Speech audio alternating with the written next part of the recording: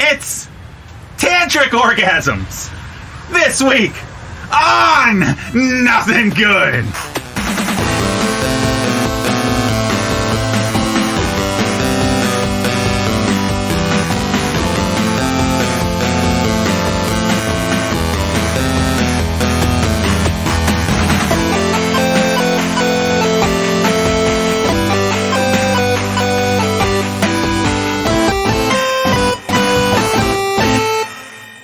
Well, that was a fantastic opening, as always. This is Nothing Good. We're going to talk about tantric orgasms.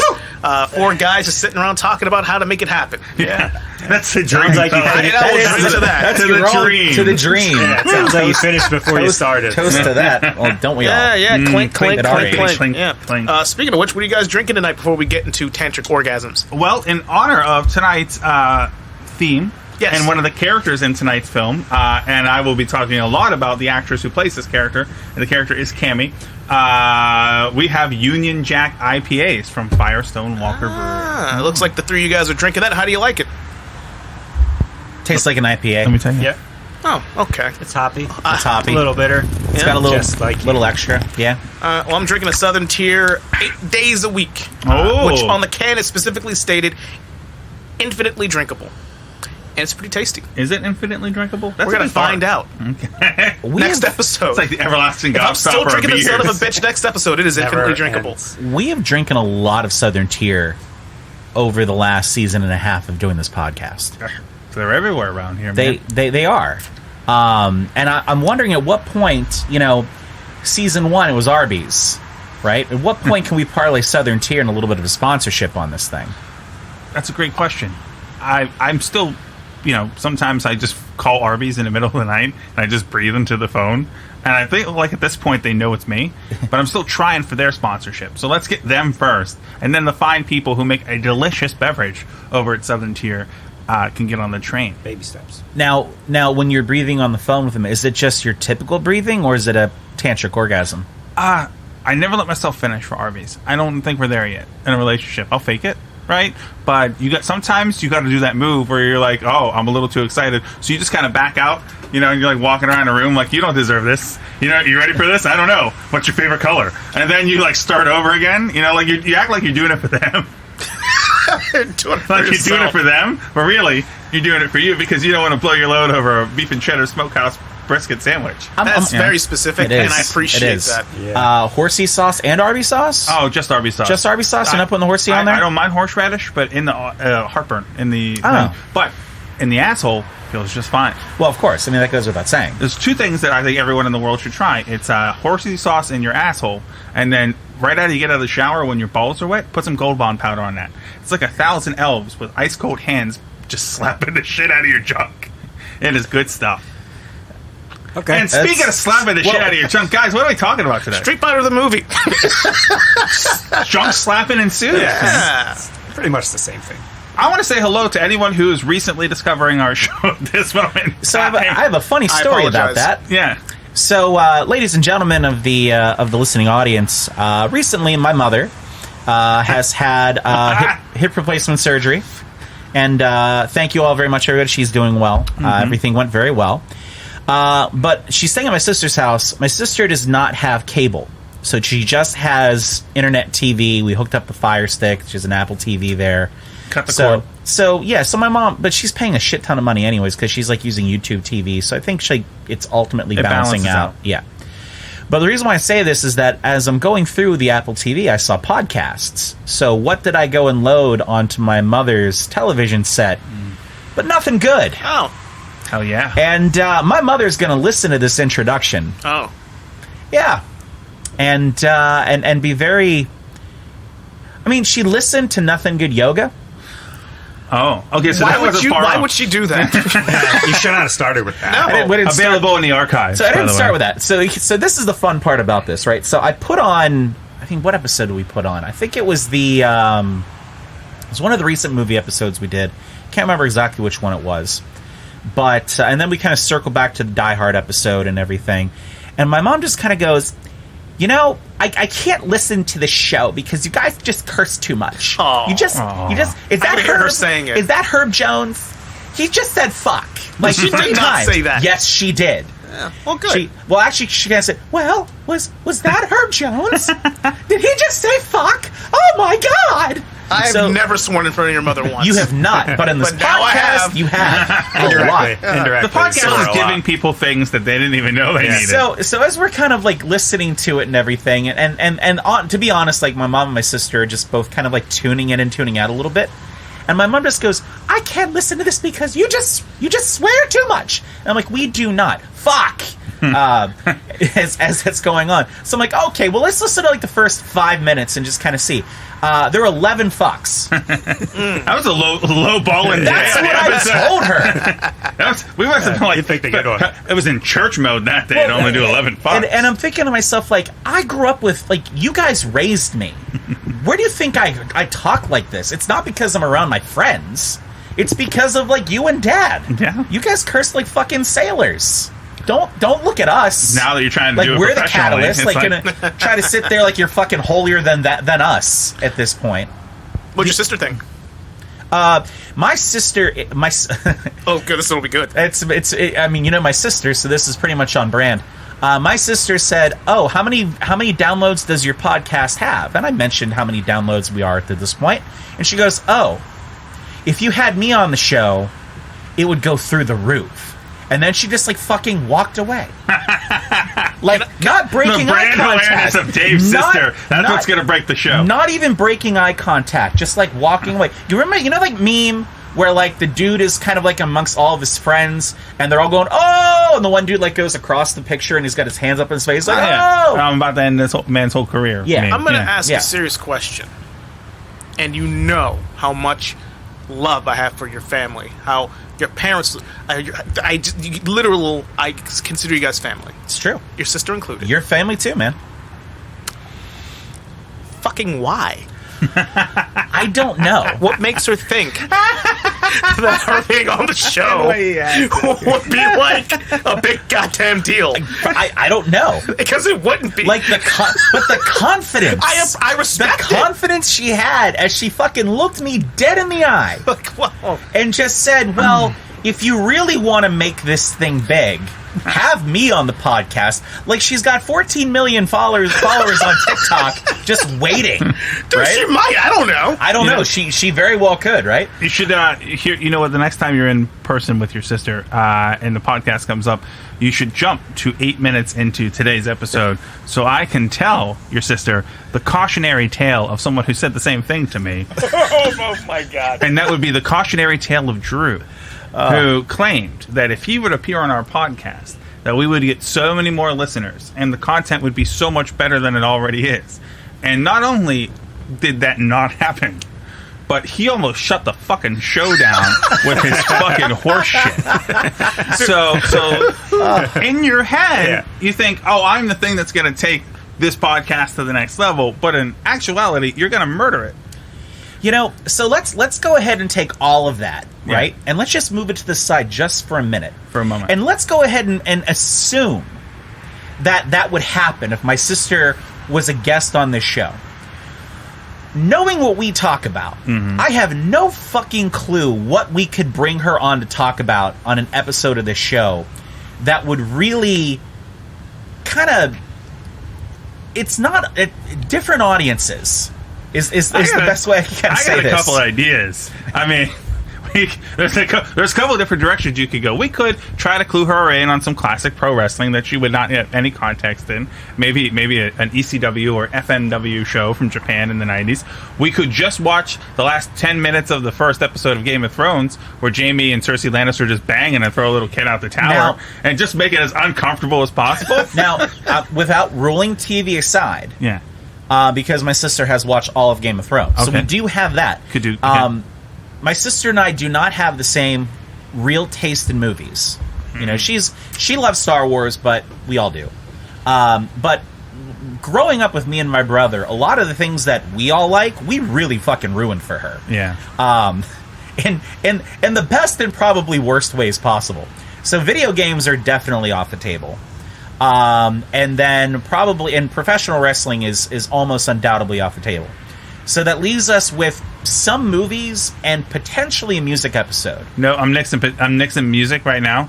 Because I don't even like talking with just the four of us about music very much, to be honest. Right. So you should just let your sister pick the movie, and don't tell her what's going to happen to her when she sits down on this microphone. So yeah, she's not. I don't think she's any really. movie. Yeah, I don't Any think movie. I don't think she's listened to a lot of the episodes up to this point. So she would definitely be in for an experience that she was. She will soon never forget. Well, an experience that I will soon never forget was this movie that we reviewed on today's episode. So to the new listeners and anyone just stumbling upon us, we here at Nothing Good, we have a lot of reverence for movies that maybe aren't good. But we still like watching them anyway. And then there's some movies like Bad Boys 2 that I remember being good, and you guys assured me it wasn't good. Then we watched it, and it was somehow not good to me and worse than you guys had remembered. But here we are now, and we're going to talk about one of the most infamous video game to movie adaptations to ever grace the silver screen and your Nana's VHS player. It's Street Fighter the movie, starring Jean-Claude Van Damme and Raw Julia. And my first initial question is, how does Van Damme keep fucking ending up on our show? And I don't know if I want it to stop. I have a question even before your question. It kind of goes into your lead-in. It's like a prologue. It is. This is the first 5 minutes of Lord of the Rings, right? Yeah. So, on our show, we talk about good movies that are great. We talk about bad movies that over time have proven to be good. Mm-hmm. We've talked about good movies that are bad, and then bad movies that are bad. How would you look at this movie? And where would you place it in that lexicon? I don't think it would fit in either four of those categories. Oh. And this is why. Because, and I don't want to get a little TLDR here for the end of the episode, but this movie is terrible. Okay? Oh, it is. It is terrible. But I had a great time watching it. But I still wouldn't cross it into bad movies that are good. Because I don't want the word good to come out of my mouth when talking about almost any part of this movie, except when we get to the part that I'm going to talk about. That is real good. Other than that, no. So I would say it stands alone. It's like this weird. I don't know how to. It's like that scene right in The Fly when Jeff Goldblum falls down and he's like half fly, half man, and he puts the shotgun right to his own head. This entire movie lives on that scene. Right before Gina Davis pulls the fucking trigger is Street Fighter the movie, and I'm here for the ride. So. Quite a vision. Gentlemen, when did we first come into contact with Street Fighter the movie? Did we hear about it when it came out? Did we not hear about it till years after? What was your first? Well, I'm sure, like most of you guys, I saw it in the theaters with my dad, and I remember watching it and remembering just being genuinely disappointed with it. But I do remember, and it's funny. I watched the trailer to it before I watched the movie again. But I remembered the trailer even when I was a little kid, how badass the trailer actually is, and it gets you so it does its job. It does, and it gets you fired up. And the trailer is considerably better than the movie on every level. Yeah, it's all the best parts. It's and in a movie 2 like, minutes of them. in a movie like this, that's basically what you had. Yeah. Yep. Yeah. What about you, Jeff? Yeah, I think I saw it in the theater as a kid with my brothers, and I could be mistaken, but I think I liked it as a kid. Because kids are dumb and we don't know any better. Yep. And then as we got older, it got progressively worse. And now it's just fucking the worst. It is monstrous. Mac? You know, this was not a theatrical viewing for me. This was definitely a VHS. I think this was, back in the day there, dear listeners, we used to have this thing called slumber parties. And I know people still kind of have them, but... We call them orgies as adults. Well, as adults. A whole different thing. No, but I mean like in terms of kids these days, That's still the same. Why do we keep doing things that's going to make the Vatican listen to us? You're officially on a list. This podcast is on a list. Oh, very much so. We're going to start seeing like Vatican City pop up on our list of downloads, and it's going to skyrocket. It's gonna be. And then oddly enough, Switzerland will be number 3. I don't know why I'm hearing someone listening in an Italian accent. Listening in an Italian accent. Listening in What does Italian that even accent. sound? I can't even ask I that don't question. know. Don't ask me to explain it. We'll ruin the vibe. But so, Dave, you're talking about slumber parties with little but like kids. like Keep this going. well, this was like, you know, I had like we would go down to Instant Replay, we'd pick up a couple of movies Instant to watch, we'd probably get like a video game, and then, you know, stay up as late as you can, watch the movies, eat popcorn and candy and like bad shit until my dad would come downstairs at like 3:00 in the morning in full tighty whities and undershirt and yell at us to turn everything off and go to bed. Yep. Right. I think undershirts and tighty whities were the official sleeping attire of most parents. Yeah. From like 1982 to 1996. So I'm pretty sure we watched it that way. Because, you know, as we've talked about in this podcast, I'm a Mortal Kombat guy. Yeah. Always have been. Even with the Street Fighter video game, like, it's okay, but never really that enjoyable for me to kind of play that. I think also because, like, there's been so many versions of Street Fighter 2. Let's fucking come out with There was enough. Like, come out with Street Fighter 3. Like, Mortal Kombat was on Mortal Kombat 4 before Mortal Kombat 1 came out. When they came out with Street Fighter 3, it was after Street Fighter the movie, and it was like your heart was broken. Your heart was broken, and that's like it had just killed Street Fighter dead in the water for a lot of people. But you know, I do remember like not knowing a lot about what a good movie was when I was like 12 or 11 or 12, but knowing that wasn't it. Yeah, I can understand that. No, I saw it in the theater. Saw it in the theater because I saw every Jean-Claude Van Damme movie in the theater. As you do. Yeah, I think I saw everyone until Universal Soldier of the Return. Like, literally. It's like, oh shit, Van Damme's in a movie. I guess I know what I'm doing on a Friday. Or Saturday afternoon. But this movie, you know, and we're going to talk a little bit more about it at the end, but this movie isn't the worst video game movie that has ever existed. It isn't. Oh, no. No. Definitely isn't. No, No, there's we- Mario is up there. It's number 1. It's pretty awful. It's Number 1. I can't wait to, like, and I'm going to say this respectfully, but, like, use the Mario Brothers movie featuring Bob Hoskins and John Leguizamo and Dennis Precisely. Hopper as a penis that fucks your mind with how good the movie actually is. No, it's not. It's not good. It's terrible. It's a but terrible I fucking film. love it anyway. All right. When the new Super Mario Brothers, when the animated movie comes out with Chris Pratt, Eventually. yeah, when that comes out, we're definitely going to have to do the live action Super Mario Brothers. No, we leading don't. into that. Oh, we're have to. definitely doing. Oh, we have to do that. Oh, we talk have about to. it ever. One of I feel these like we days, I'm just going to spin the Noah's meat wheel, and it's It'll all all going to be be Mario Super Mario Brothers. Brothers movie. And that's what I got to do to get it going on. Yeah. although the Super Mario Brothers movie is important because without that, we wouldn't be talking about Street Fighter the movie. No. because this was Capcom's answer to Nintendo. Can I just say that's another reason to fucking hate that movie? Because it paved way for I didn't this say it was a bullshit. good thing. No. I'm just saying that was what prompted it. You bring up a good point about Capcom's answer to Super Mario Brothers, because Capcom had a lot to say about the direction this movie went into. They did. They And they were okay with it. Someone walked out of that theater. And we're going to get to the... I don't want to ruin our punchline for this thing, but somebody did some sort of uncontrolled white substance off a secretary's ass, watched the final cut of this movie, and said... It was a man's ass. It was a man that... It doesn't matter. Whatever support So, is. I don't know how much you guys know about the making of it. I feel Jeff knows what happened do. with this film. I know you Okay, do. because I intentionally stopped looking into this No, shit so it's you fascinating. could It is. tell me when It we're is. here. I went- And so- I went deep down the rabbit That was hole. on this pretty one. deep. I don't want You you to... answered your own fucking question without knowing you answered it. Was it cocaine? No. Oh. It might have Wait, been. cocaine has a lot to do Has with this a lot movie. to do. It has a lot on to do set, with this not, movie. Not, see, they greenlit the movie, right? But they only gave him, about a year to make it. Capcom demanded that it be out by Christmas Yeah, it of was a 1994. it was a holiday movie. It had to be out that weekend, no matter what. And you and I so both they were know. already under Movies a aren't time made like crunch. that. Yeah. Nope. It's like a $35 million budget.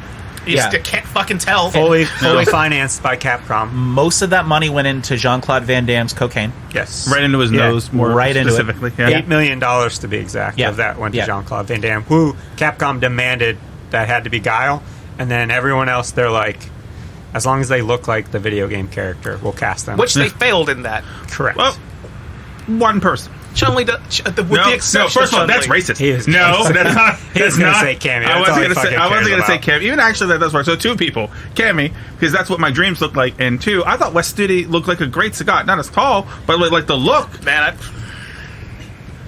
That's first of all, before you put any stank on that fucking shit talk, that's Academy Award winner West Studi. I don't give a flying shit. That is Academy Award winner. look, I got West. We're Studi. jumping way ahead. Last Fuck of the that. Last of the Mohicans made that career, and then Street Fighter ended it. Listen, Sagat is a bad motherfucker. He's a He bad man. He is a bad man. And you know what he wasn't in this movie? A bad man. Oh no one lied to you. I just said he looked like Sagat. So before I do we it. even get to the filming part, there was more drama before that. Oh yeah. So Steven Souza, who was the writer and director of this film, wrote a few films you may have heard of: 48 Hours, Die Hard, big action flicks. Yes. at the time. They wanted him to do it, and he said the only way I'll write is if I could direct it. He's never directed before until this point. They also said, by the way, we have a meeting with Capcom tomorrow, and we need to have a pitch. If it gets approved, you're in. So he stayed up all night, wrote a pitch for what is now Street Fighter the movie, and the rest is history, as they say. Everything about this is snake bit. So the writer of 48 Hours and Die Hard did a bunch of cocaine. And Beverly Hills Cop 3, and Judge Dredd, and Tomb Raider, and Hudson Commando Hawk. I buy. And Commando. Commando I buy. And then within 24 hours of getting the okay, had pitched it to Capcom and gotten the idea that he was going to write and direct this movie. Yes. Okay, checks out. Fascinating. But you know, Did you on say paper, Judge the Dredd? pitch sounds good. Yes. I bet you it say the sounded amazing Flintstones? on Yeah. paper. I did not bring up the Flintstones. Yeah. Everything else, not so good. No, and we'll get to it. We'll get to it here in a little bit. So The other thing, too, during production, typically when you're shooting a film, you do all the close-ups up front because there's a lot of big action sequence that take a lot of time to choreograph. They had to flip the schedule because of Raul Julia's cancer diagnosis. So they couldn't do anything close-up. So let's do all these fight scenes. No practice, Yeah, no real choreography. that was the big- It all felt stupidly rushed. I think in the first month they were already 15 days behind schedule. It's impressive. That was It was just a shit show. that was one of the things when I was kind of studying about this and kind of doing my research when I found out that Raul Julia, this was his last movie, right? And the bright spot of the movie, besides Guile's hair, which we'll get into. Which doesn't look like Kyle's hair at all. no, he's No, it doesn't. they made him into a Yeah, redhead. they made him a ginger because Yeah. that makes perfect sense I if you've ever actually seen that. the rare Noah pumped the brakes on saying ginger. I went, they made him a redhead, and Dave's like, I'll bullshit that Listen. fucking thing. He's a ginger. How dare you pussyfoot around? Listen, I'm practically married to one. They go by it, But the fact that you are going to do what your shooting schedule and everything is set, and then oh man, our villain has to have stomach surgery because he's got stomach cancer. So now we can't do that shit. Okay, well let's just go ahead and do the fight scenes. Oh wait, we haven't actually choreographed or rehearsed or done anything for the fight scenes. So we're literally gonna fucking just shoot from the hip on this, right? There's no way this can possibly go wrong. Which gives us a Street Fighter movie where there's practically no street fighting at all. Nope. None. There's no street fight. There's an alley fight, maybe. They're like At the best. only street fighting that happens is basically the cage fight right at the beginning of the movie with Vega. But they don't ever actually fight. No, there's no. Which pisses me fighting. off because we probably won't remember this, but later in the movie, Ryu looks someone's like, "It's time for the rematch." You motherfuckers didn't even fight in the first place. You got interrupted by Jean-Claude Van Damme in a fucking Humvee. Yeah. That was your fight. Fucking, I just picture still go ding ding. Ding, ding. I mean, oh god, what a great fucking shit show, and it that completely comes out on film. So Did it, Dave? Come out on film? It did. The shit show came out on I mean, film. literally, it came out. It did. And it was on film. On film. I don't know what more you want from I this wish it fucking would have man. came out sooner. So, sorry. Yeah, go ahead. If you may, I have a question to ask you. Between one of you two geniuses, you'll have the answer to this. So, it cost $35 million to make this fucking heard fucking us. movie. Yeah. Correct. All right. How much did it make? That's a really good question. 165 million. Oh, so it made money. It was It an did. international fucking hit, It made a lot of cash. which says a lot about international waters. You could do a lot of stuff in those waters. Yeah, a lot of cocaine. A lot of cocaine. I really want to talk about the cast because oh, yes. Wait, are we planning to bullet point through this fucking shit show? No. I mean, no, then yes let's and talk no. about the cast Yeah. in great detail. Like I wanted to say that unlike Mac here, I was a big Street Fighter fan. Same, yeah. And the first real fighting game I think I had before Mortal Kombat was Street Fighter Special Edition on Sega Genesis, and that was my fucking jam. So I had a really warm, bright, fantastic spot in my heart for what could have been this film, and to watch them butcher every character effectively. The only character that I think was remotely close to being like authentic was Vega. That was it. Yeah. Because he looked the part. He was good shape, great shape, long hair. He's a handsome guy. It made sense. Every other Ken, look, Ryu and Ken. Ken and Ryu are the worst. Most they're not of the my worst. notes are about Ken. They're not the worst. Motherfucker. Listen, worse. Ken is cocky. He is handsome. He's jacked for fucking. But this motherfucker's bloated. Looks hungover all the time. He looks like Johnny He Cage. looks haggard. He doesn't look like Ken. He looks like Johnny Cage if Johnny Cage's dad owned a car dealership and he just coasted all of his life. That's how this Ken. They made just enough money to not have to worry about money in that car dealership. Yeah, exactly. Yeah. Exactly. He's just Yeah. loaded on lots of cocaine Right. at a second-rate strip club. They afforded a housekeeper at least once a week, so they didn't even have to worry about cleaning. Like, the kind of Yeah. blowing your money, like, they're there on a Tuesday night at the strip club. You know what I mean? Like, and he's not there for the wings and bingo. Did they get the buffet? I think cocaine buffet would be the short answer. Oh, no, I fucking hate Ken. I wrote this down 4 times in here. I fucking hate Ken.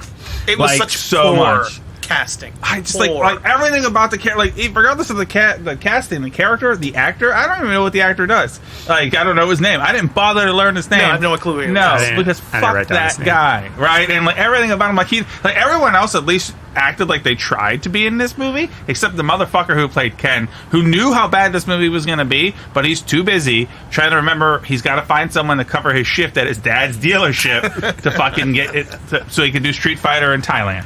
Damien Chapa. What else has he done? He is in that movie. So he's a Spanish American actor, a Mexican American actor, I believe, and he's in that movie that I saw a bunch of times back in when there was Stand By Me. Not Stand By Me, Lean On Me with Morgan Freeman, and there was whatever the one that was very much like that movie with Lou Diamond Phillips, like that era of. I know he was a disenfranchised youth in one of those 2 movies, and then there was some movie like To Live and Die in L.A. where he plays the whitest looking Mexican gangster in a gang of Mexicans. To where I swear to God, I just thought it was a white guy doing like something terribly racist, but he's actually a Mexican American actor. He just got like how Charlie Sheen is technically a Mexican American actor, but you really wouldn't know. But he tried to lean into the Mexican part of Mexican American, I see. and that's why he also could get cast as Ken. Well, yeah, he did a shitty job. Yeah, The only movie that I can really kind of look through his resume that I can actually think that we probably would know of, his first film was Under Siege. Oh, okay. Yeah, he plays Tackman. I don't even remember. He who didn't that jump is. out of the cake. That's the only thing people remember. Right. Yeah. Tommy Lee Jones just being Two-Face in a movie before Two-Face was a thing. We'll get there. We'll get to Under Siege one day. God damn it, we got to do Steven Seagal. We're doing all kind of Van Damme. We got to do the JVD shittier around Van here. Damme Yeah. now. Yeah. Oh, it don't get much worse than this. It You really say that. doesn't. You say and that. I mean it too. But we have like 30 years of doing this show left, dude. We're going to find it. There's a lot of JVD. There's I a just lot can't of imagine he's JCVD. done anything worse than this. There's some bad stuff out Well, there. so now, all right, that he's done things worse than this. Yes. Is it bad because of how bad he was in this? Yes. Okay. Yeah. I mean, Well, that was easy. All right. Give me the alarm. All right. Good talk So, there. thank you very much for joining us here, ladies and gentlemen. This has been Mac and Mr. Brown and Miss On a Doc. complete And sidebar, have you seen the movie Kickboxer with Van Damme?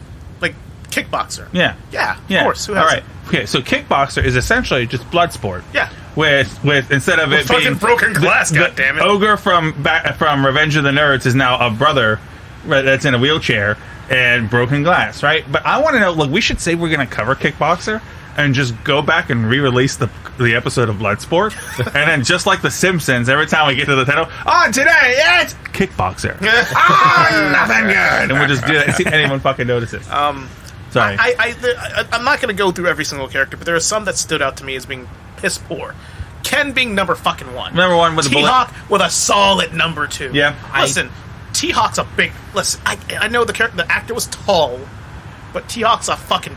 he's a Mack truck. Yeah. He's a big dude. And this dude, I don't know, works at a gas station, I'm not sure. He's not that guy. I disagree with you on the worst character in this movie. Oh, no, because that was Dulcine. No, it was Blanca. That's a whole other category. That's not... Blanca is the worst. It's shit. It's written It's down. in my notes. It's It's right been there. down. The It's been worst. chiseled onto paper. Charlie. Like, I don't even know where to start with that character.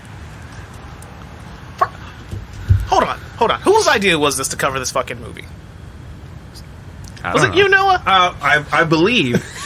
I had a fucking moment. Inside baseball is that we were trying. So if you're listening to this show before or directly after our appearance at the Pittsburgh Gaming Expo This on Saturday, October 1st. October 1st. 6 to 7. 6 to 7, Monroeville, Pennsylvania, then you realize that based on what we had planned, that the episode you would have heard after recently hearing our shitty podcast live would have been Steel Magnolias. So we called an audible and decided what would be something that a bunch of people who go to a place for video games might want to hear 4 people fucking brutalized.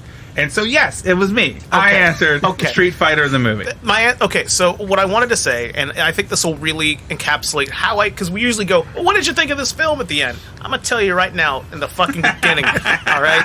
Because Let's get it out of the way. I don't know. Rip the Band-Aid off. I don't know if I started to write it down, but I was so irritated that I didn't write it down because it was just burned in my fucking brain at this point. About 20 minutes in, I just had a moment where I'm like, I don't know if I've ever reviewed a fucking film where there's so many bad things happening at fucking once. I can't fucking keep up with any of it. It was pissing me off. I had to pause it a couple times and go, what the fuck is this shit? My poor wife's watching this shit with me. And she's just looking at me, finding things to fucking do.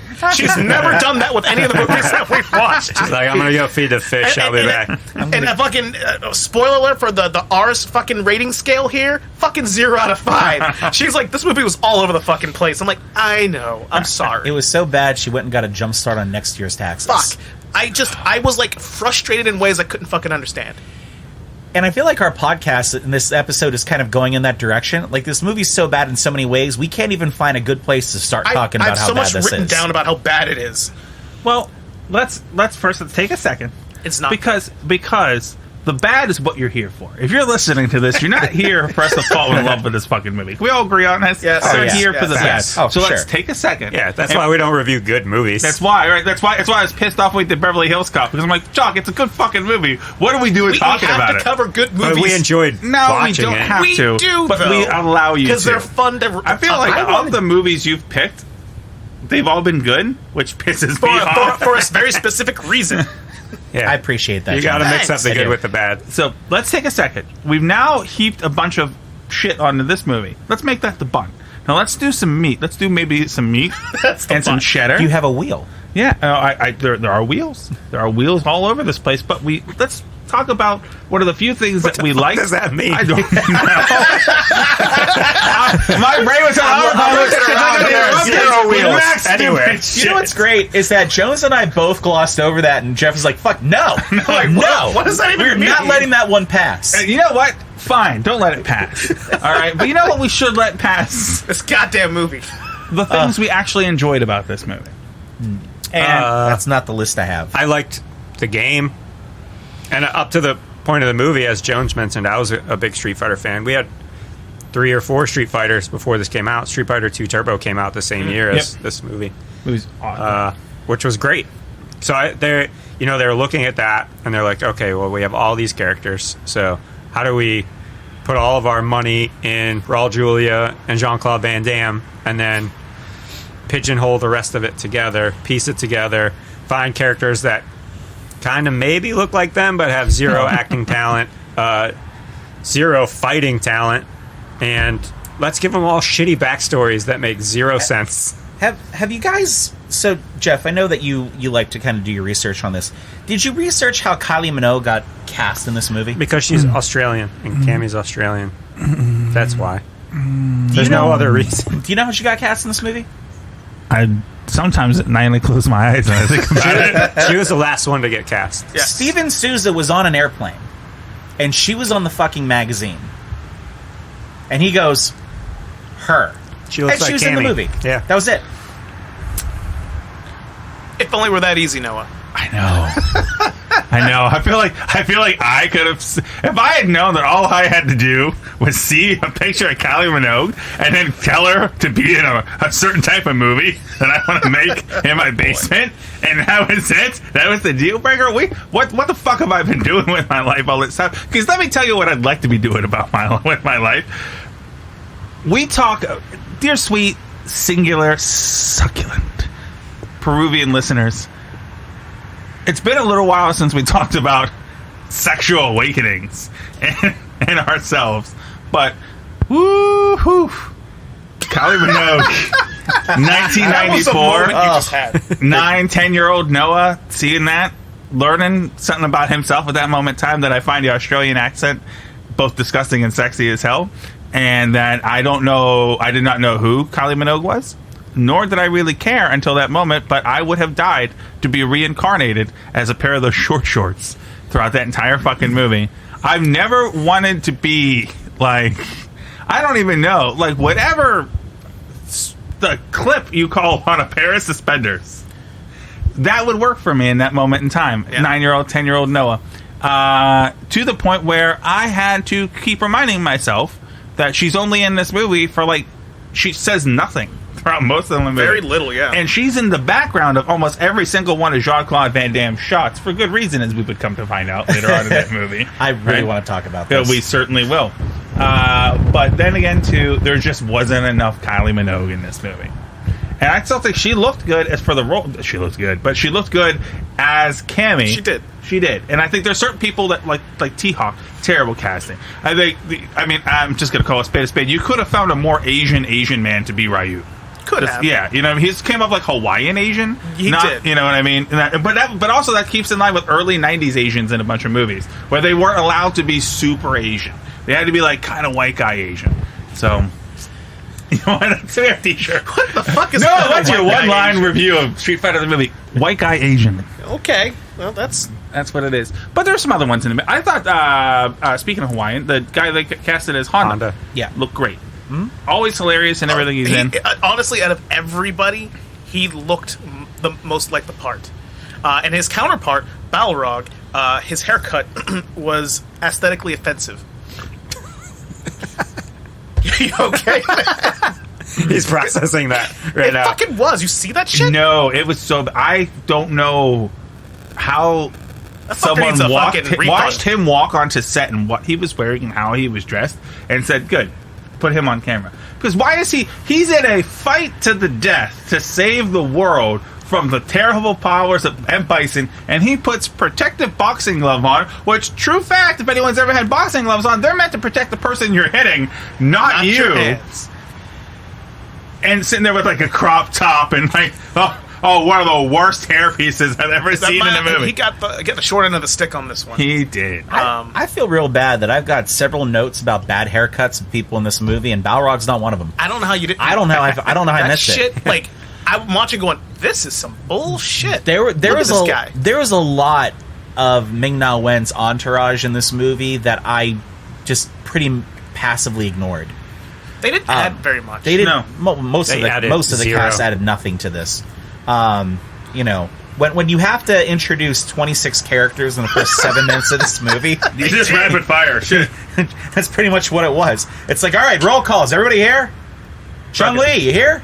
Present. All right, we're good. Roll it. They're like, we all have is- regular jobs now, but we all hate M. Bison. So Yeah. This is let's back go with that. in the 90s when computer screens being used in movies in the having the computer screen be full color was still such a new fucking thing, right? That they're like, how do we get the exposition for 22 of the 26 characters? Fucking picture, computer screen on like a fucking projection TV. Yeah. And that for a lot of the movies in that era, that was fucking acceptable exposition. You know? So, speaking of which, the last, besides what we already touched on, Academy Award winner Wes Studi, and his role, his character-driven performance as Sagat. I want to talk about what I consider the big three of actors in this movie.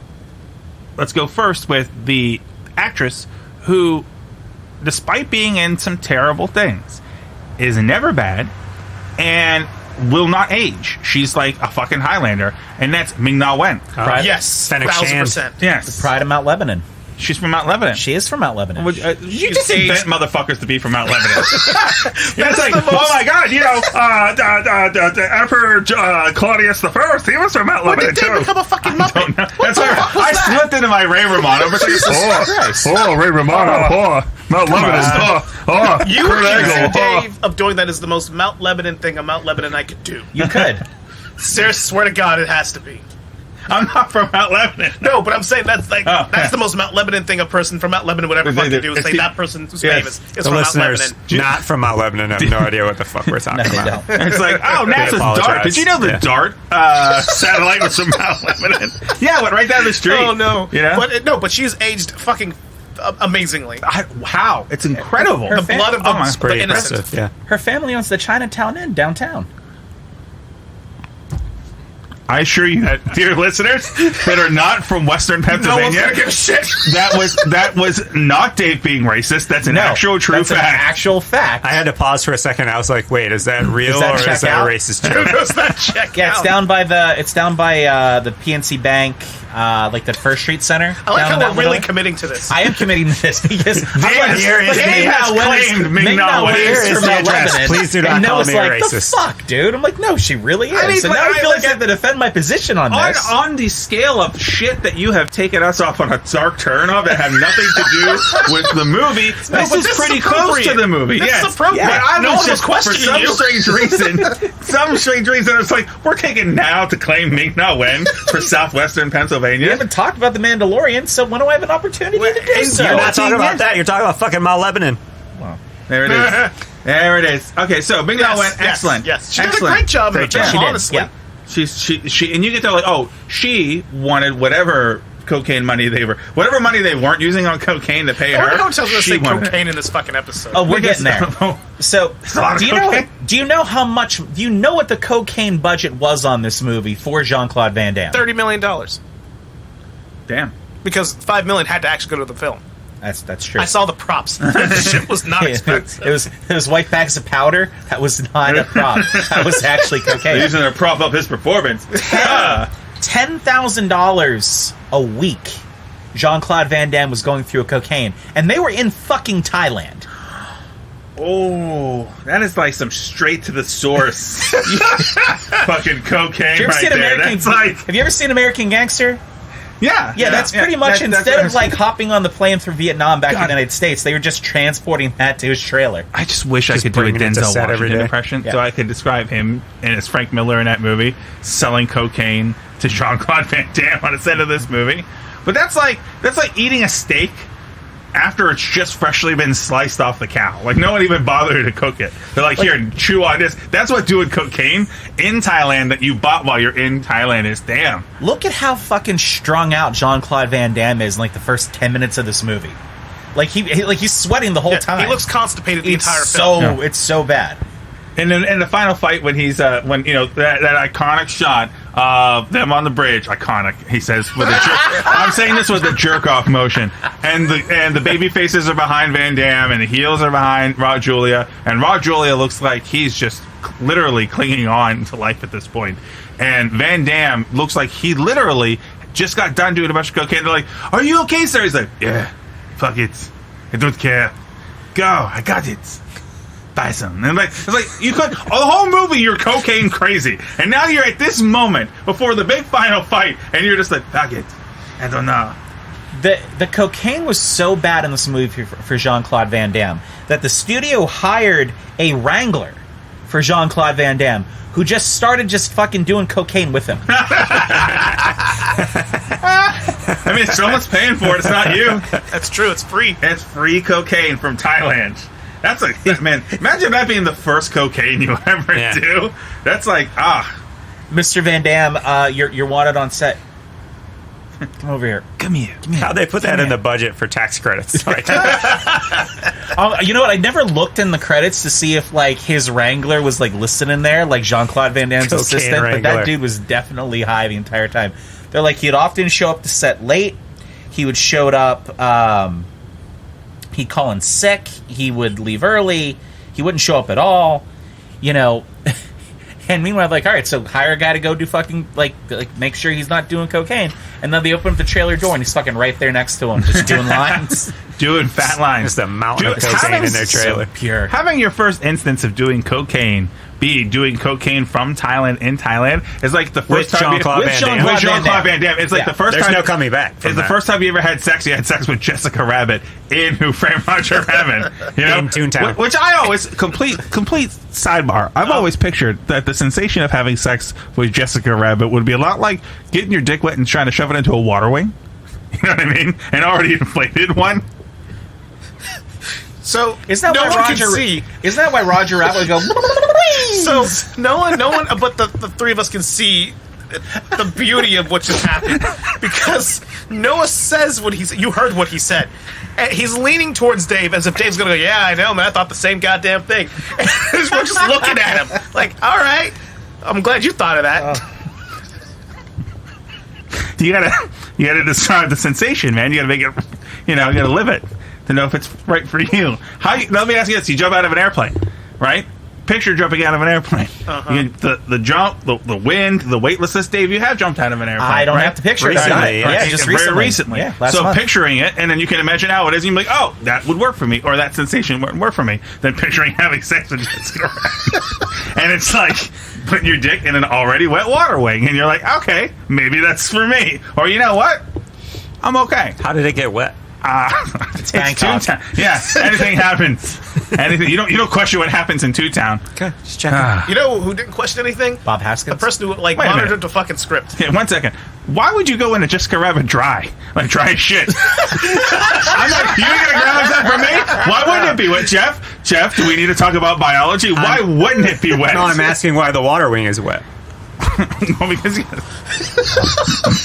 gotta stipulate the real thing. Hypothetically. You actually tried. Allegedly. So, that brings us to our second Joke's part of on the you, movie. it doesn't work. It deflates immediately. I didn't really get an opportunity. I mean, we're all over the fucking place right now. This movie's all I over the place. apologize. Yeah, we it's really on- are just it's falling on apart par of the movie. So you mentioned like bright spots, but you only mentioned like one fucking person, but out of three. But for me, there was only one. It was Raul Julia.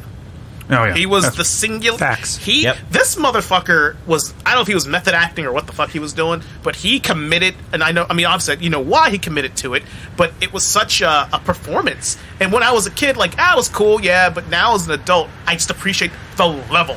Oh, yeah, he went to a place. energy. He went to a place in This movie. fucker was dying. And he was like putting his all into this fucking Yeah. role. Like the fact that, he did this for his kids and the amount of energy he put forth in it, knowing that this is probably going to be the last fucking time he does anything like this for a shitty script for a non-proven director. Oh, he got paid money, though. Yeah, so Raul Julia, he had no idea what was going on in terms of Street Fighter. He didn't really know anything about it. He just knew that his kids fucking loved all the Street Fighter games. So he's like, I'm going to do it. I'm going to do it for them. He knew he had a terminal diagnosis. The cast and crew did not know he had a terminal diagnosis at that point. This fucker shows up to film right after having his Surgery. Yeah. Right, yeah. Yeah. That's why he looked so fucking frail at the end of the film. So skinny, yeah. There's an interview he's talking about, like, his kids are doing whatever, and he mentions the Street Fighter movie, and their eyes just light up, and he's just like, all right. There it is. Like, That's- to me, not, you're gonna get choked up about this, but, like, it's kind of fucking cool that you love your kids so much that this is the last thing you're really gonna give them.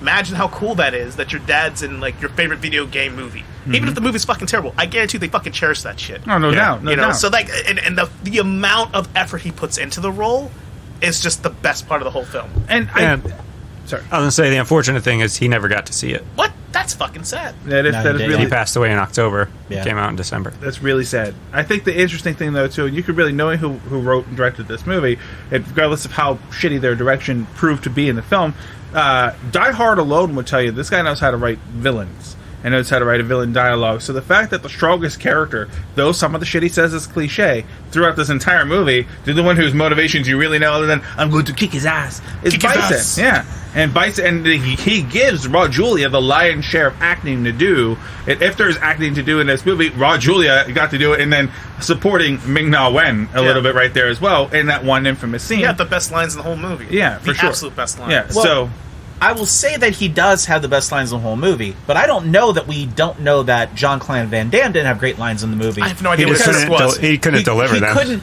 I don't no, think he was doing yeah. great lines. He was. He was. That's why his entire dialogue was shitty one-liners. Yes. His entire dialogue wasn't even shitty one line. I mean, when you actually watch how they edited his fucking dialogue into the movie, it's almost like they just were trying to get anything that he was saying that could have possibly worked. Into Because it. I don't even think he knew what his fucking lines There's no were. way- there's no because way he did. Outside of his trailer, he knew exactly what his lines were in the trailer. Yeah. He knew He those did. lines front to back. Yeah. And then sometimes right back to front again. No, and I think that goes to the third part I wanted to talk about the movie, actor-wise, is Van Damme, and the idea that this really had to be a turning point for Van Damme. Not obviously it made money, so it's not like audiences didn't go out and see the movie, but we're talking about pre-Street Fighter. We're talking about Hard Target, Kickboxer, Bloodsport, Double Impact, Universal Soldier. Like, these are big budget movies that are going Legionnaire, and made a lot of money. And well, not big budget movies, but big return money. Yeah. And now they started to invest more box office in Van Damme after this, more budget, and I don't think it panned out. It actually started to go backwards because it starts with this and it goes into the Double Team movie with Rodman, and then you get The Quest. If anyone's ever seen The I've Quest, seen The Quest. so Sudden death. I mean, Sudden Death's incredible. Sudden Death was the next one after that. He's like, all right, one more good movie. And Powers Booth makes anything better. Does. That's just He does. absolutely fact. There's a lot to be said about where we are too at this stage, because we're at the end of the atypical action hero movie, right? Yeah, we're shifted out of it. You're shifting towards the part where non-traditional actors that you would think could be action heroes could be action heroes. So you still had Schwarzenegger, you still had Stallone, you still had Bruce Willis around and everything, and they were still putting out good action movies, but the next wave of people that we're supposed to try to backfill, who's the next action hero, right? Jean-Claude Van Damme. The dude is a world-class kickboxing martial artist. Yeah. You can't fake that shit on film. So let's keep trying to push this, except he was so much against himself into being able to be that next action hero that we started to then shift out of the genre. Your action stars, you start seeing Will Smith coming up as an action hero, and not even thinking of anybody else who could possibly be at that point in time. Accidentally, Statham came out of it, Yeah, right? But Jason's- about yeah. 6 years later, 8 years later. Yeah. It's because he did the Transporter, and against all odds, the Transporter ended up being fucking good. Yeah. And it made a lot of fucking made a money. career out of and they're that. like, oh, let's just make him talk like this all the time. Hey. And there it is, career. He's in one of my absolute favorite movies of all time, Snatch. and Snatch Yep. doesn't throw a fucking kick No, in that's that the movie. thing. One was like, Yeah. oh, you want to watch the best Jason Statham movie when he is not Jason Statham? Yeah. Snatch is so No, fucking good. it's so fucking good. So let's talk about the one last thing about this movie that's so fucking good before, maybe the only thing about this movie that's so fucking good before we double down on the horse shit before we wrap this up. And I'm going to talk about that scene. The best scene in the entire movie, which is not a high bar, by the way. And it's the scene when Chun-Li is finally captured by Bison. Yes. And Raw Julia starts to go from Warlord Bison to Smoking Jacket Casual Bison. And in the middle of this outfit change, Ming-Na Wen monologues. In a movie that doesn't really have a monologue. This is the one monologue in the movie explaining her motivation and why she hates Bison and what terrible things he did to her family and changed the entire course of her life. And then Raw Julia drops maybe the most heel shit that this movie definitely had no that fucking shit business. stands the test of time. It does. It's in this movie that is shit. with a whole bunch of horse shit that doesn't make sense. The Salza, right? Salza wrote one fucking line in this movie, and it's worth watching the movie just till you get to. It's a steep decline after this line, and that is the day that bison came to your village was the most important day of your life. But for me, it was Tuesday. It's even as a kid, that was my favorite. You're like, point oh, that in shit the cuts whole deep. film. And then the does. follow-up where she's, like, that's what I wanted you to think, and just fucking snaps him, and just kicks the shit out of him. Beats him. I'm like, oh, it's still cool. He had to run away and gas everybody. Yes. And then, of course, they had to do a very 60s Batman TV series where pounding with colored gas. Like, here, let's the pink smoke. That's what lets the crowd couldn't afford the the good audience stuff. know it's really poison. Spent the rest on cocaine. Yeah. So can we talk Or about... it was just cocaine they're thrown into the Yeah, room. This could have been the pure stuff. The Van Damme supply. So, yes, that scene, the exposition scene, is still the best scene in the whole fucking film. Which, you're right, ain't saying a whole lot, but it's still the best scene in the whole And his film. hands away. Let's talk about the other 99.99% of this horse shit. Please. Because we're talking about Ken and Ryu. I go back to this shit because they are the dynamic duo of the Street Fighter They are Street saga Fighter. They are, for yeah. years. They For botched the years. They shit still out of are, I'm that. sure, at this point. Yeah, Ken was always the guy that I played when I played the game. He was They always the guy that are I was. they are best friends, but they are fucking competitors. They bring the best out of each other. They're badass fighters, right? Mm-hmm. And only one real point in the film is there any friction, and that's like the best part of their interactions, when they kind of have a hard time with each other. When And one there's, wants a to go little bit back of and do the something right happening. thing, and the other wants to get the money. Because that's Yeah. Ryu. Ryu doesn't take the shortcut. No. Not to say Ken would, but Ken's like, if I can get it, a little faster, I'll get it a little faster.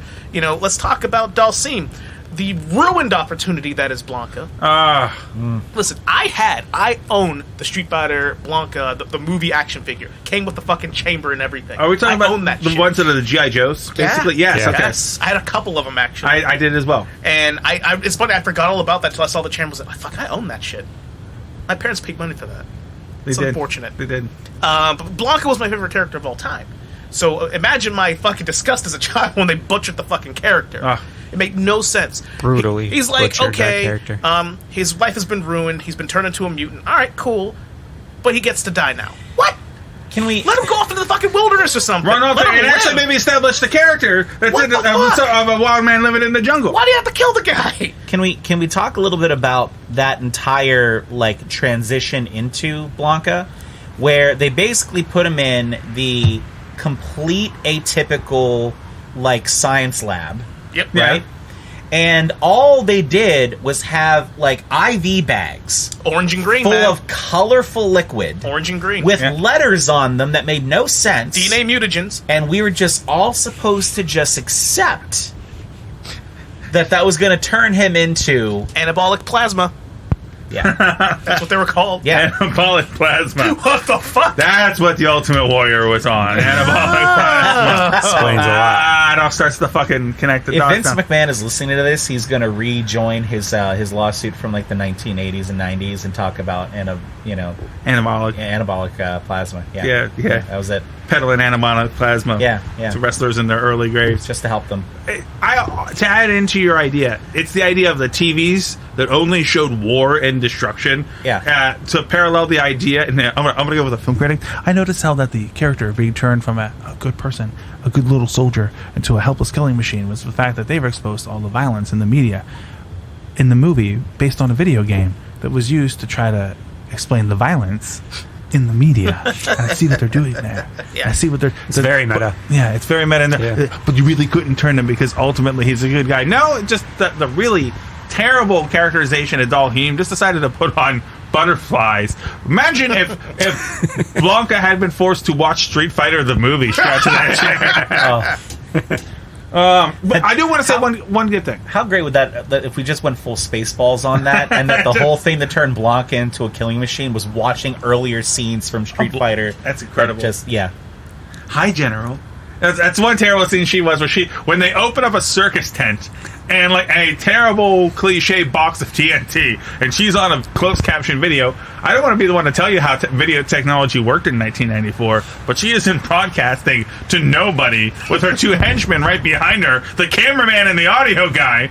I don't even fucking know. Then But- you got to change the channel. Like, the shit's not going to explode if you say that. No. Yeah. But that being said, it brings me to the point I wanted to say is that despite the fact that it wasn't casted very well, he makes his second appearance in our podcast. The guy who played Zangief, also known as the guy from Bloodsport, also known as Ogre from Revenge of the Nerds, somehow has the funniest line. He does. Cliche as they are in this movie, Zangief nails it. Could he be the Brutus Beefcake to Jean-Claude's Hulk Hogan? I'm You just blew my putting it out there. fucking mind is what you just did. You Maybe. just blew my fucking mind. Listen, man. There's a possibility. It's all, does he? Now I gotta look out for him in other. He comes back as the Zodiac, and he's the Booty Man, and he's Brother Brudai, and then at what point does he become? Man. At what point does he become the disciple? Right, like that's where With I a got. fucking Stone Cold Oh Star like my a god, I dickhead. can't fucking wait, guys. I'm sorry to interrupt our podcast right now to let the dear sweet listener know that at the time you were listening to this, we are but barely over 4 weeks away from a Halloween Havoc. No. We're gonna do a Halloween It Havoc. will be 7 parts. Fucking amazing. Oh, well, guys, Gentlemen, may I step in with a small correction? please. I'm very sorry to say this. Zangief was not in. That's not the same guy from Bloodsport. That's not the same guy. That's not his It is Bruce not the same. Beefcake, It is thank not the same God. guy. He is.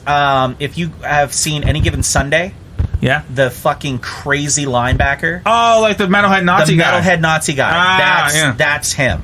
Yeah. So he's also in Necessary Roughness. oh. He plays like one of the. Oh, you got defensive half the guys in cast of that. this movie is unnecessary. Yeah. Yeah. But for, Yeah. but for the few moments of comedic break we get from Zangief, we also get the awful shoehorned Godzilla scene. Oh, man. I wrote Oh on my that. god.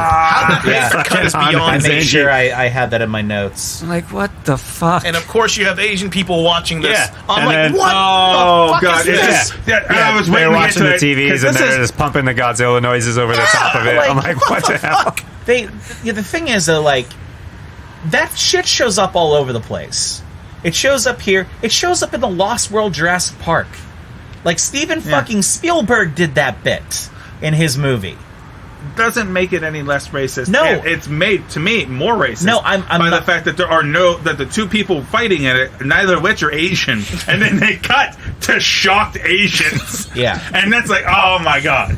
No, I didn't mean it that it was okay because Steven Spielberg put it in the Lost World Jurassic Park. Certain things he I gets meant that it's bad that that trope just keeps appearing over and over and over again. If you guys have ever seen like One Crazy Summer, it's in that fucking thing too. And he's dressed up. Bobcat Goldthwait is dressed up as Godzilla in that whole thing.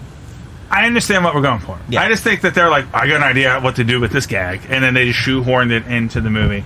And otherwise, great comedic relief and great casting on Honda. The only other thing that I want to say, every time that he showed up in the movie, I had forgotten that he's in the movie. And then he'd leave, and then, oh my god, that's right, DJ's in this movie. Yeah, one of the better parts of the whole fucking film because he's hilarious. He is hilarious. He's super dry and straight on this thing, but with the most unique mullet I've ever seen. I've never seen the mullet in a man of color that has such a tight fade with so much height that goes into a British Bulldog style dreadlocked mullet with the braids, but then still also gets wider. It was a fucking force of nature. It had to make up for Balrog. It did. Like they just chopped up half of Balrog's hairpiece and stuck it to the back of DJ. But like the DJ Zangief thing was better than I ended up remembering it. Yeah, because it didn't take itself so overly serious. He wasn't over the top. He laid his lines in perfectly. He was a little bit of a weird comedic levity, but not at the same time. He was like the one guy who's like, I'm just here for the fucking money. Yeah, it was pretty dry, but it came across as fun. Yeah, it was great. Yeah. One of the few things I'll say is great about this So film. at least the villains had some shit to work with. Yeah. And speaking of villains, I want to give a shout out that the douchebag from the UN that shows up before Jean-Claude Van Damme gives his speech is the villain from Ace Ventura: When Nature Calls. And I just had to. That's the two movies that guy's been in. It's Ace Ventura 2 and Street Fighter Plays the a movie. dick Take your every pick time. as to which one he leads off with the conversation. Now, I real quick, I want to pose this question so you guys think about it towards the end. And I should have mentioned this earlier in the episode, but I was so blinded by rage and disappointment. I want you to think about as we approach the end of the episode because we're getting close. We are. If one character, if you're a director, you can recast one character, who would it be and who would you recast them with? To be made in 1994 or to be made today? Doesn't fucking matter. Doesn't matter. Just think about it. We'll get to the end. Okay. I can answer right now if you want. Well, goddamn, son. I would recast Ryu as a dude from fucking Bloodsport. Oh, Bolo? the main bad guy. Yeah. From Bloodsport. Yeah. Zal. I can't remember his last name. Yeah. Is that Bolo? Bolo Yeah. Young? Yeah. Bolo Yeah. Young? Yeah. I mean, but he can't act. Doesn't matter. Okay. I just want to see him fight. It just ripped so much arms off. Nobody else can act. Nobody else can act in it. Anyway. Acting wasn't a standard in most of this If movie. we're gonna throw like a good actor in a shitty movie, why bother? I mean, Raul Julia was a good actor. I mean, he in was. shitty movies. He was. It was. God damn it. Mac, do you have an answer for this? I'm thinking about it. I'm trying to think about it. It would be Blanca, Okay. because first off, I think if we're doing the movie today, Blanca is probably full mocap, Yeah. right? So probably we'll Yeah, put technology's come a long way. Andy Serkis is probably doing this shit. Probably. just go right to the source, right? But that character had zero depth, no dimension to him. No. Barely a character. Didn't fight at all. Like, just didn't do anything in that movie. So you could really put anybody in that role, and it would be better than what they did in that movie. That's a good point. So you don't have anybody yet. You don't have anybody yet. Just mocap. just smoking, because it would really Just matter. Andy Serkis, Just just go ahead and put- put yeah. fuck Jonah Hill. Put Jonah Hill in there. Who gives a shit? Noah? Then I would have to say I would take a controversial choice on this idea. I would recast Raul Julia. And I would, in the role of M. Bison here in 1994, to star opposite Jean-Claude Van Damme, I would put one Charlie Sheen as the main villain of this. Charlie And then picture this just for this scene. We're on that iconic shot on the bridge where the baby faces are behind Guile and the heels are behind Bison, but instead of it's Raul Julia, it's Charlie Sheen. And there on the rails of this bridge, there's just one long line of cocaine going on each side. And they fucking joust with cocaine. Snort lines until they cross each other, and they fight, and then they keep going past.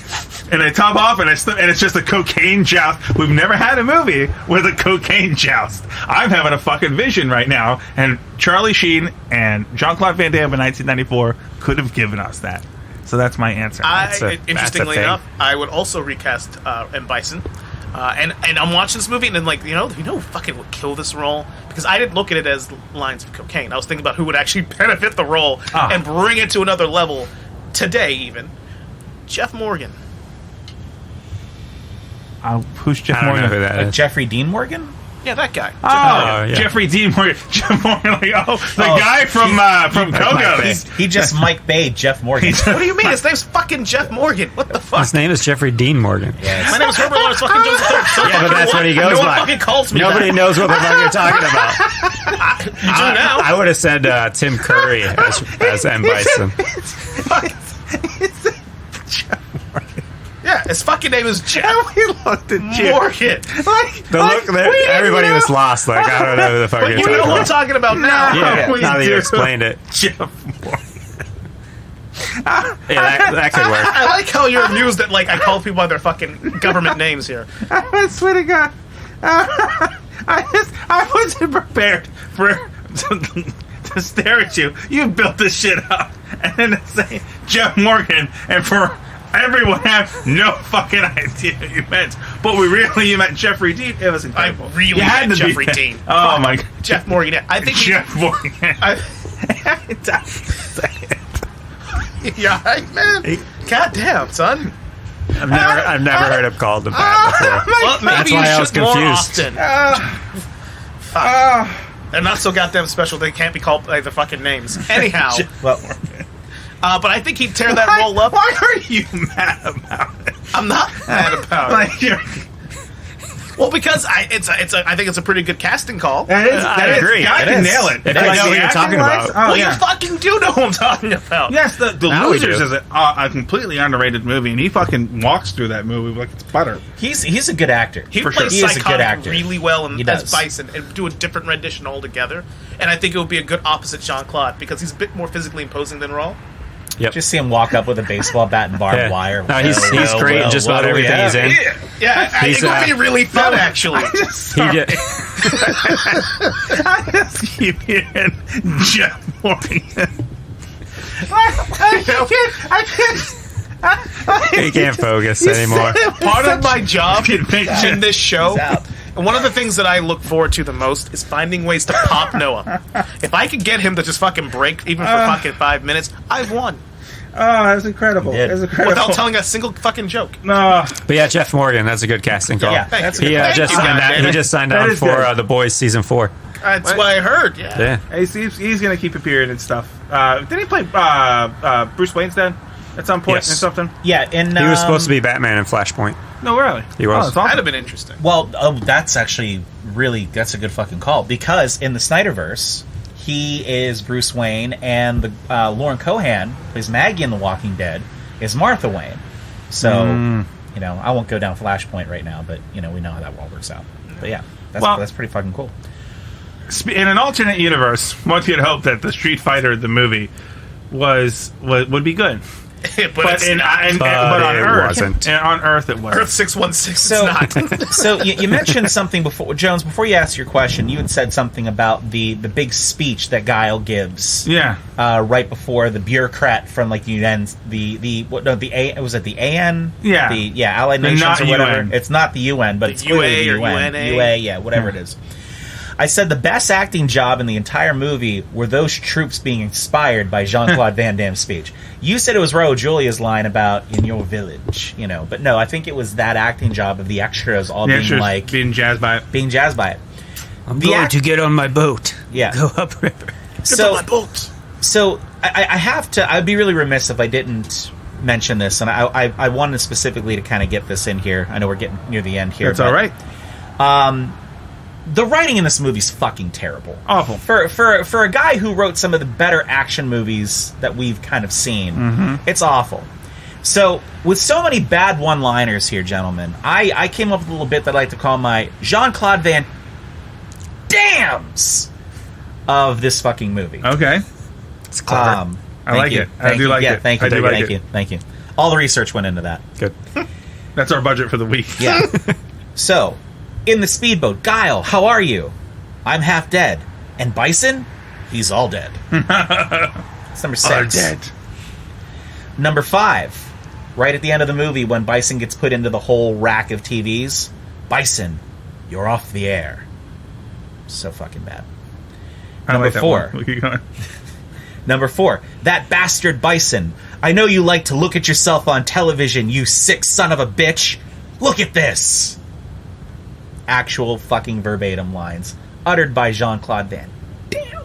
I need you to do this impersonating Van Damme because it's missing the punch. I know, but I didn't really. The worse it work is, that the better it is. Yeah. So let's get to it. Number 2.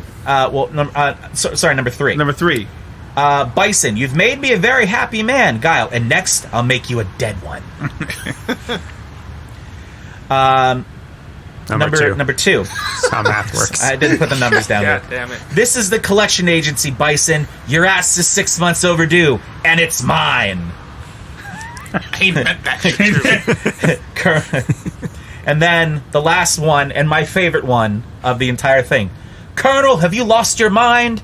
And then Guile, no, you've lost your balls. You lost your boss. No, you lost your balls. You guys do better Jean-Claude Van Damme than I do. Well, but we also forgot the fact that he literally looks dead into the camera, which in this case is our eyes, because he looks dead into the camera and says, Bison, I'm coming for you. yeah, and the best part about that is that you can see he's so fucking high when he's uttering that line that he forgets how a microphone works because he's holding it down to his fucking neck like he's Stephen Hawking. He's absolutely fucking a shit show. I'm like Coming looking at for this. I'm you. like, did nobody want to correct him? No, he'll walk up. Like do more coke. somebody just walk up and just like do this with his hand. Like he's forgot to know what to do with his hands. Just lift it up so he's holding it like even fucking here. But no, he's had it like right down here. All right. Let's have some final thoughts about this movie. Missed opportunities. A whole lot. I'm putting Elijah Wood in as Blanca. Okay. Yeah, You can do it. kind of in like the mold of in Sin City. like a little bit of that Just- kind of like just kinda craziness. weird and Just go with creepy. Just weird, yeah, you know, a little bit, you know, I would go that. So there. You know, there's movies that are so bad they're good. This is not one of those. It's just all bad. Well, we want to thank everyone for joining us here on this journey, and I guess there's only really one thing left to say to all of you and all the listeners. We finished this podcast, and it was terrible, like the movie, but it's okay. We can go home. We can stand here and make jokes about Kylie Minogue's short shorts, or perhaps Blanca not being a real character in a movie that he's actually in. But it's okay. We can go home. We can make all of the jokes about cocaine and how much cocaine Jean-Claude Van Damme managed to do. He did the rare 3 times cocaine that's doing a line with your nose, your mouth, and your anus. But it's okay. We can go home. That's okay. Now, who wants to stop recording this fucking podcast? And who wants to go with me? Yeah. Yeah.